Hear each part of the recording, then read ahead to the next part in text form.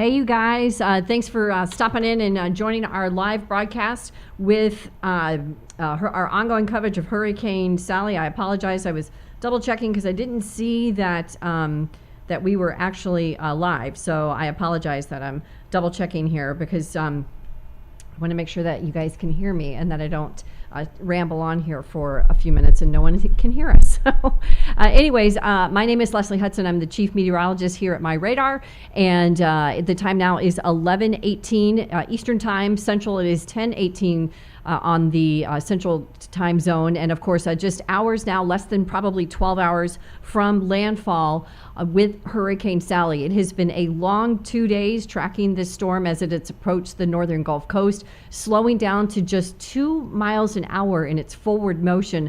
But now we believe that the landfall is imminent and probably very close to Mobile Bay. So we'll get into all of that, but let me show you some video first. We're going to actually show you some storm surge video out of Gulf Shores. Pretty incredible from earlier today. And this is when the surge was starting to pull in about 4 feet of water from the Gulf of Mexico as far as the eye can see. So when Matt gets a chance, he'll pop it up here and we'll show you that storm surge. There has been already many reports. There it is. Thanks, Matt. As far as the eye can see in this vantage point, again, the Gulf of Mexico becoming one with land, anywhere from a 4 to 5 foot surge in this area. And also there was reports of a surge in near Orange Beach around that level as well. We've got some video from Bayou Batra in Alabama. That's on the west side of Mobile Bay. And this is one of 2 casino boats that broke loose from their moorings from the high surf and the dangerous winds yesterday morning. So you'll see the second boat in just a second. Neither one had occupants on it. Thankfully, there was no one aboard.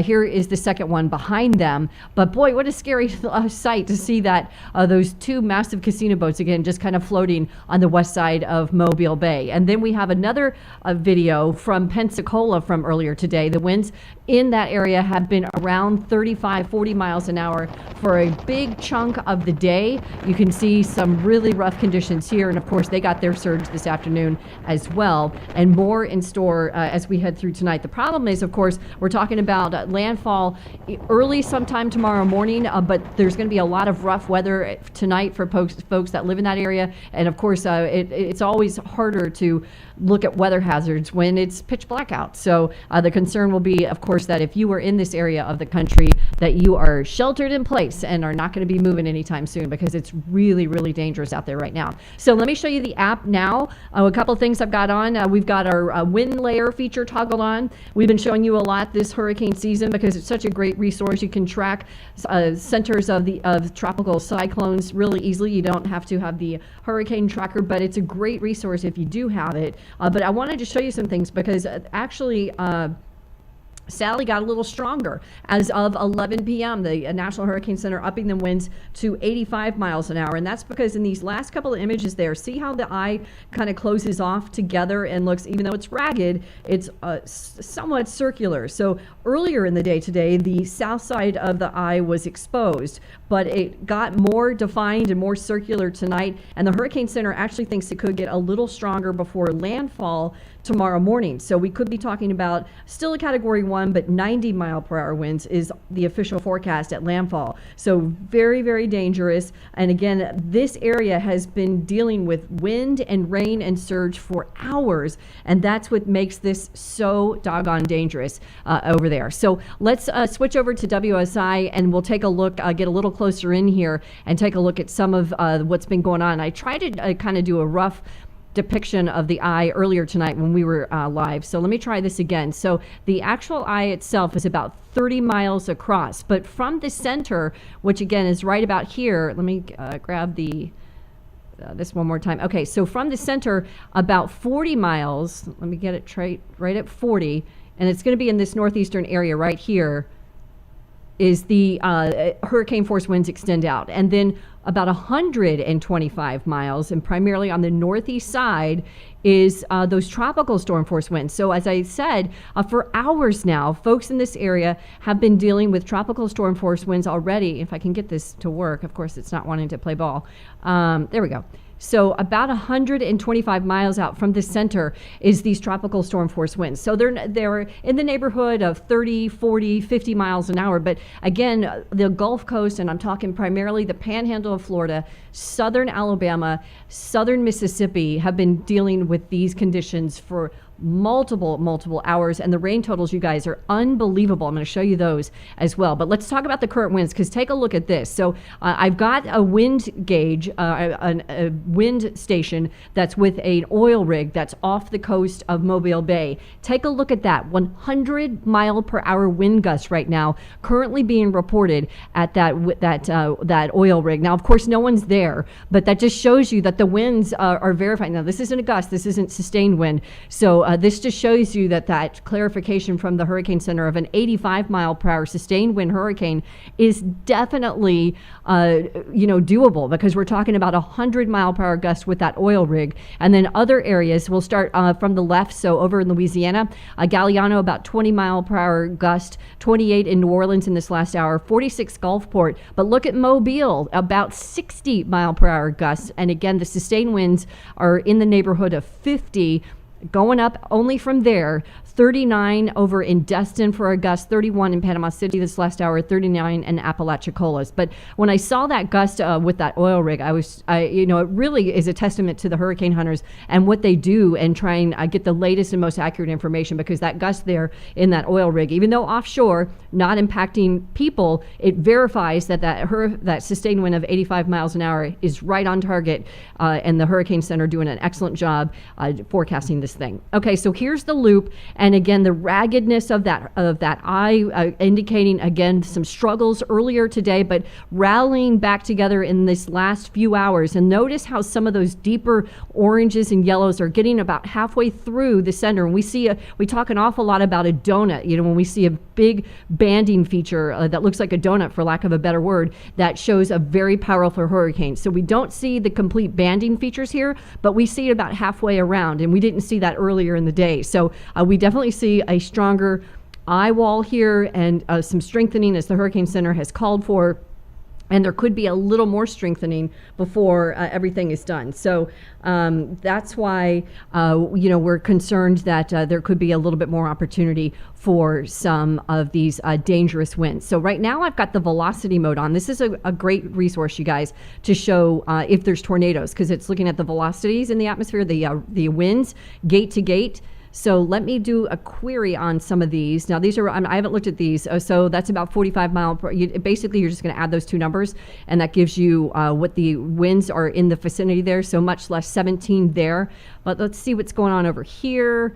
Again, that's indicating some shear. Those are probably in the neighborhood of 50. When you get when those two numbers add up to over like 100, then you're really talking about some significant rotation, because the gate to gate is going towards the radar site and away from the radar site, and then it's called rotational velocity. When you add those two numbers up and divide by 2, which you probably really don't want to know that, but it's probably more information than you want to know. But it does. Wait, let me go back to that, because I was not done talking on that one. But it does show you, just in terms of sheer velocity and sheer rotation, what we're dealing with. So as we get into the early morning hours, and I've got 5 radar sites up, we're going to see probably some of these these brief spin-ups. I think probably the biggest risk is going to be 5, 6, 7 in the morning, maybe a little later. It depends on the ultimate landfall here. And let me switch back over to Mobile, because they really are the ones that's going to get the worst of the weather here. You can see the reds and the greens right next to each other, again, indicating that's what you see that anyways. When towards the radar site is the red, the green is moving towards the radar. But when you have a landfalling system, you get these little couplets where the green would be over in this area. Let me grab my pointer. So the green, you would get one over here, or maybe you get some red over here, and that would indicate that there's rotation that's actually developing. But I don't see that right now. I'm going to just do a quick little scan, and I'd like to do this, and I've got these 5 sites up, and I think New Orleans is my other site I've got on. Yep. There won't be anything over there, because fortunately those guys are going to from Mobile Bay back towards Pensacola, and that's going to be that stretch of where the northeast quadrant comes in, and that's where those really dangerous winds and storm surge continue to impact that area. Let me switch this back actually to velocity. I'm sorry, to reflectivity real quick, and let's see what we're getting with rain rates here. So here, an inch an hour. And remember, these storms are moving really quickly, and they have the potential to put down several inches of rain. And I'm just going to pop on a bunch of numbers here. We'll just take a look. And of course, as we get further down towards the center, where we've got the northeast wall here, we're going to see numbers reflect higher than that. Let's see what this one is. 3 inches of rain an hour. That is a huge amount of rain, because remember, this thing is moving only at 2 miles. This is such a dangerous weather pattern, and such a dangerous weather feature, I should say, that's setting up for this area of the country. So this particular band, and let me grab my pointer again, right here, that's the one I toggled on, almost 3 inches an hour. And remember, it's moving north at 2, so just in a few hours you can rack up 9-10 inches of rain, and it's all in this belt right here. Here's that 3 inches, or 2.95. Now I hit 2.74, so I didn't hit exactly where I was. Here's another 1 inch and a third. Here's another 1 inch. But again, just in a few hours, you can rack up what you would normally get in, say, a week. You can just get in a matter of a few hours. So that's why the risk for flooding is so great, and we're so concerned with it. Now take a look at the rain rates already. So this is and I went to the weather stations there, and I added this up on my calculator. So it's legit stuff here, you guys. And I actually verified it with the National Weather Service too. But Destin, about 6 7/10 inch of rain since yesterday. Panama City, 7 inches. And that gray area, that big blob I was just taking those rain rates on, where it was about 3 inches an hour, that's 16.5 inches of rain. And remember, that's going north. That's going over Alabama, parts of Florida, parts of Georgia. So it's going to not be that potent once it makes landfall. But I'm telling you, we keep talking about this, and I feel like a broken record. The rain is going to be such a big signature out of Sally, probably more than the winds, because we think the potential there is for this to be one of the top 5 record rain events in this region of the country ever, if it verifies. So when you're looking at numbers, it's 16.5 inches of rain, and as Sally slugs northward, it's going to drag those incredible rain rates and these huge cumulonimbus clouds that are just going to open up and dump that rain. It's going to be a few parts of the next couple of days. So here's a look at the infrared and on the radar, but there it is right there. So it's very close to land, and we think it's going to get in there probably around 9 a.m. or so.